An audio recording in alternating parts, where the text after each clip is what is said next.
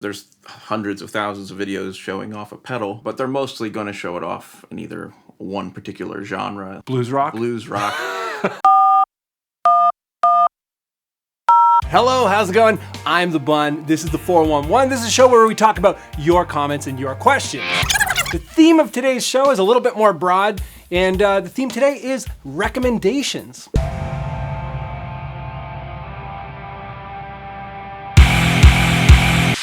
So this here is Stephen Barton. This is very new for the 411. We're having a guest here today. Tell us first about your YouTube channel. My YouTube channel is called Gear Stuff and Things, and it's mostly about baritone stuff as of late.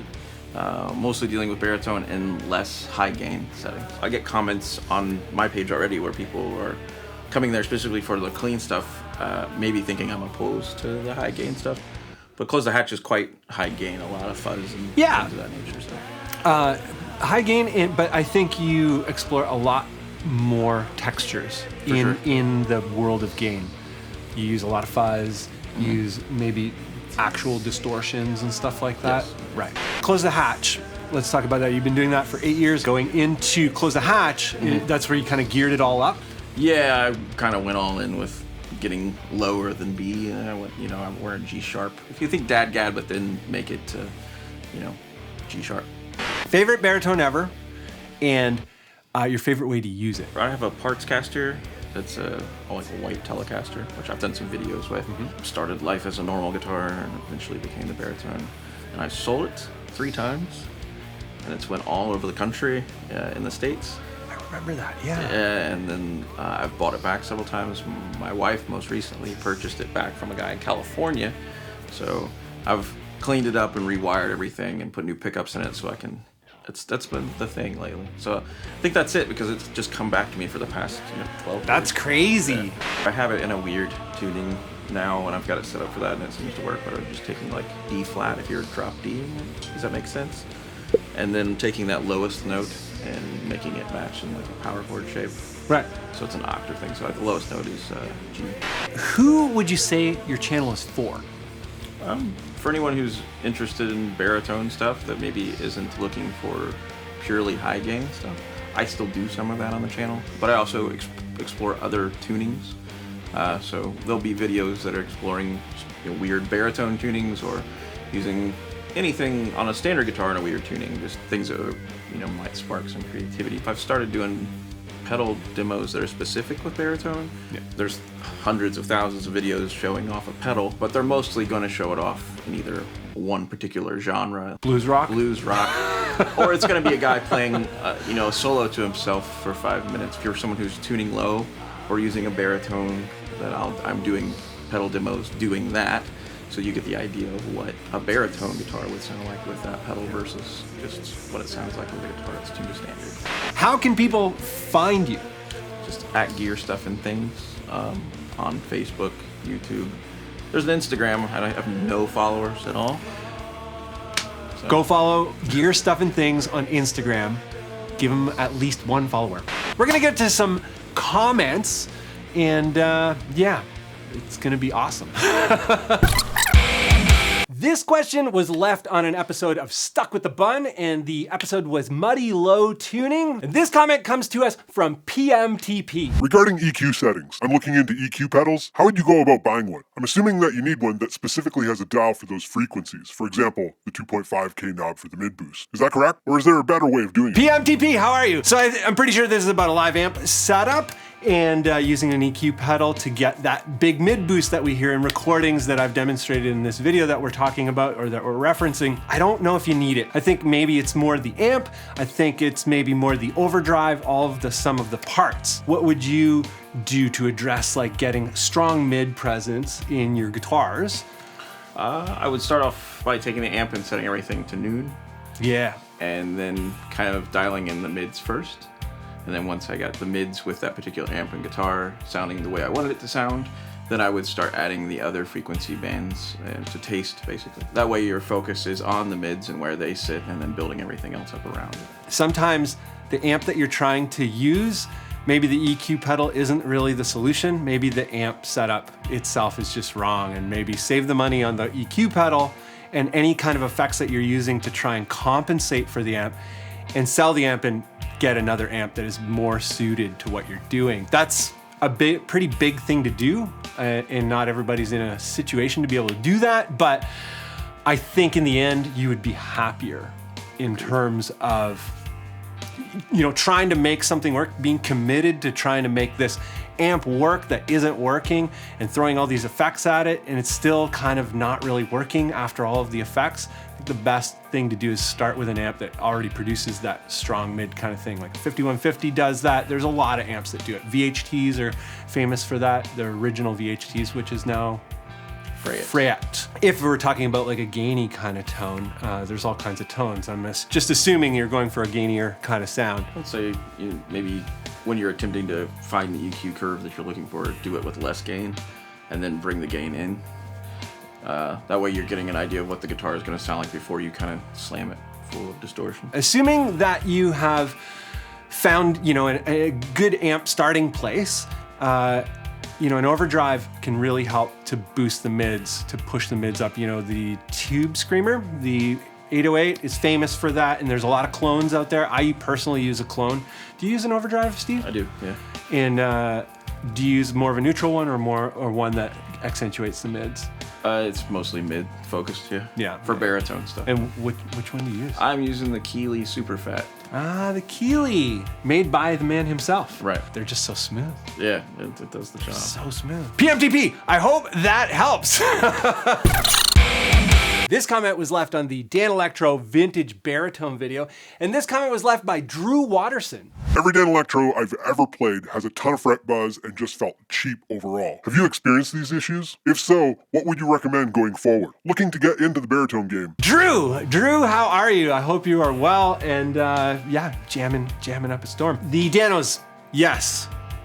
They feel cheap. How many, have you played a lot of Danos? Yeah, they feel cheap because they're cheap. Yeah, cheap because they're cheap.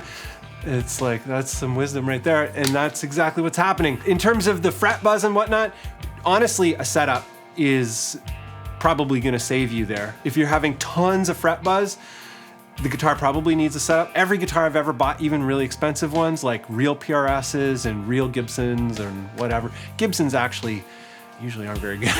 No. All guitars, you should set them up. Whatever you play in the store is usually gonna be terrible.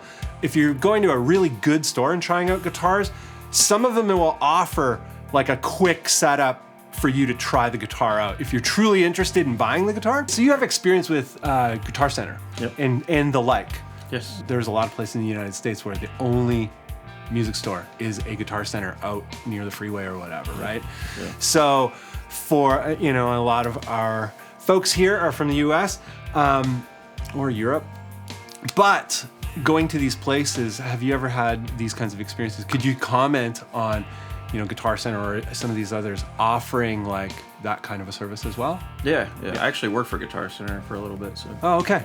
Most of the guitars there, if you really want them, if you tell them I'll purchase this, if I could get it set up, they usually have on staff people that can do that for you. They should now. Almost all the stores have an in-house tech center. Yeah. I reference Guitar Center a lot, but I've only ever personally been there when I was on tour in the United States. So it's not like a frequent experience for me. But I know here in Canada, there's Long McQuaid, and Long McQuaid has an amazing policy for that. You'd be like, yeah, I'm interested in this guitar. Like, you don't even have to put any money down. And they're like, sure, we'll set it up. So cheap is cheap. The Danos are cheap. They are made out of Masonite. They are made out of like pretty cheap materials. They're made in a pretty cheap way. They attempt to appeal to affordability, you know, so that's something to be thankful for. But yes, they do need to be set up, but they are cheap. And they will feel cheap forever, but there's certain things you can do to bring that feeling of quality up, which is mostly the setup. For myself, I can do my own setups. I know how to do them. I don't know, do you set up your own guitars? You must. Yeah. Within reason. I don't know, you don't. Do you do frets? I don't do frets. I try not to do them. I just don't have the files. Right. Setups. Definitely get it set up and it will feel better. Drew, I hope that helps. We're talking about a whole bunch of crazy stuff here. This comment was left on the 2019 Baritone Roundup, and this comment comes to us from 44 Corey 44. Thinking about getting a Balagar Custom 27 and was wondering, in your experience, how well do baritones handle tremolos? Does the added scale length make it more or less difficult with keeping the instrument in tune with a trem system? I was looking at the hipshot contour for the bridge, or just going straight hardtail. How do you say it? I say Balagar as well. Right. Thinking about getting a Balagar, I never spell it. All right, you can never spell it right. Whenever I search it, I try to go to the website and it's just like, no, wrong. And then finally I get close enough and it'll give me a suggestion. I was calling him Ballinger for a while. Ballinger. Baligar, whatever. Corey 44. 44 Corey 44. It's hard to say, dude. I'm sorry.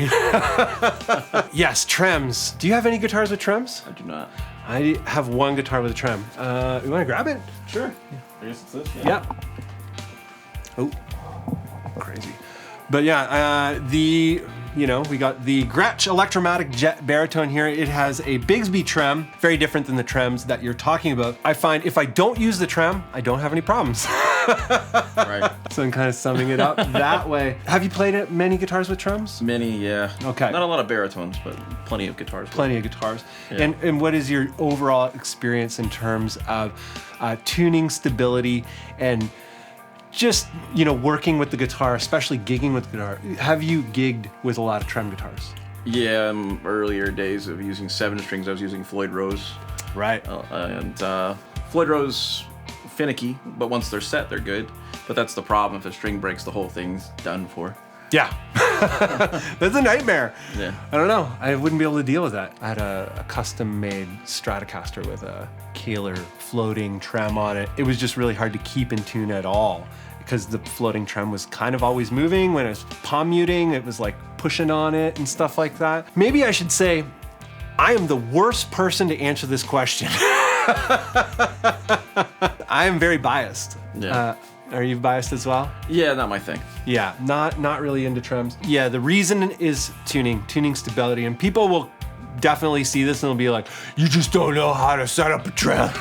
I set them up by putting a block in them so they didn't work. So they don't move anymore. If you're brave, get into it, but you gotta be brave and patient and maybe a really light player, really soft on the trem use, more of a kung fu kind of approach to things, just like the glow, just moving with it all. And maybe you wouldn't have as many problems. I don't know about the hipshot so much. I played the 66 BT or something like I know that. what you're talking about, yeah. Played that and it went out of tune immediately.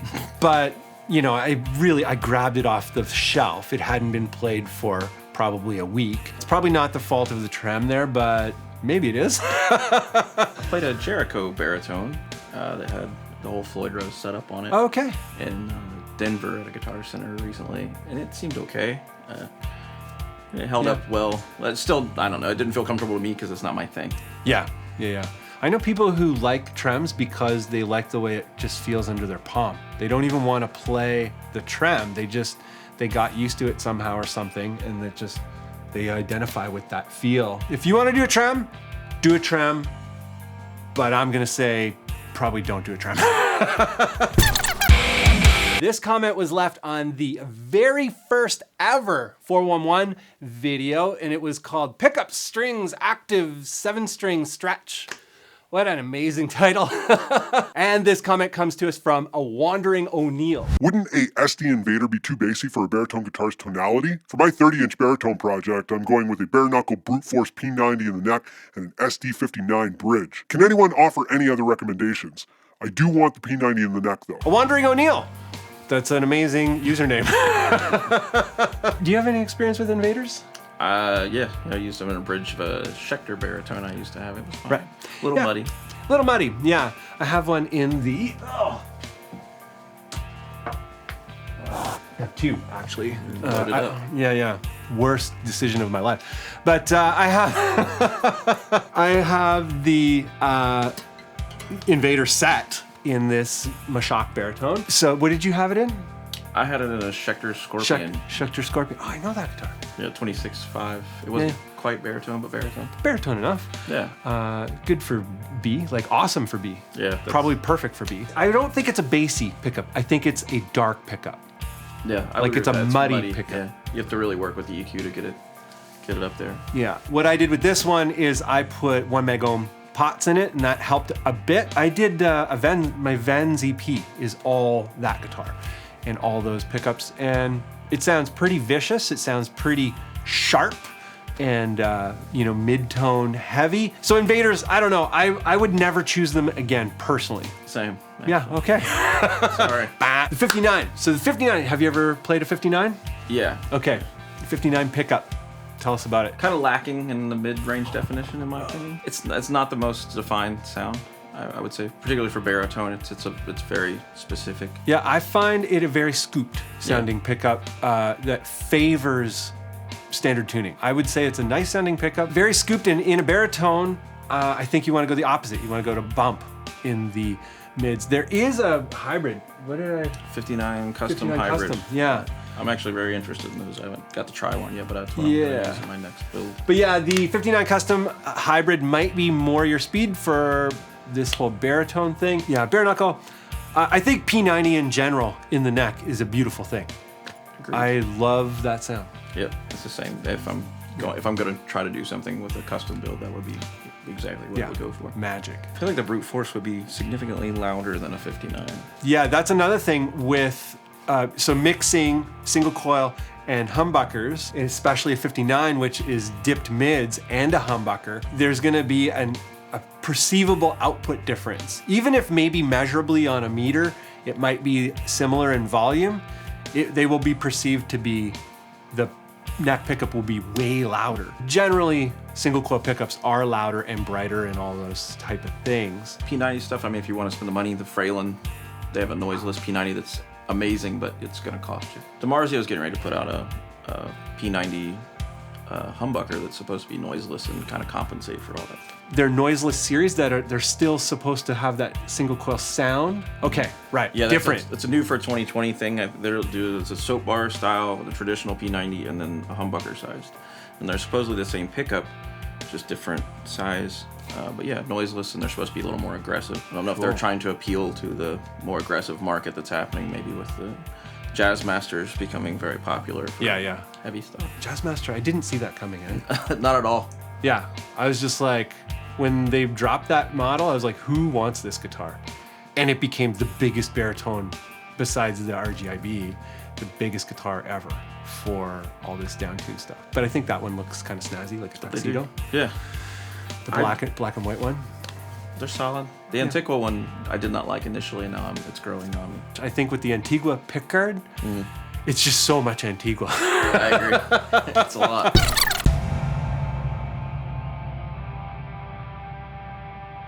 If you enjoy this channel and you find it helpful or maybe even remotely entertaining, you can help this channel grow and move along in 3 different ways. Number 1 is Patreon, and you can kind of think of Patreon as a subscription to the things that you love because you love them. The second way to foster more growth of the channel and all fun things is through the purchase and streaming of music. I have music for sale and for stream on my website, on Bandcamp, on every single streaming platform that you can imagine. And the third way to get involved to foster the growth of more on this channel is through merch. I have merch for sale on my website. That's it for today's episode. Thank you very much for being here, and I hope to see you in the next video.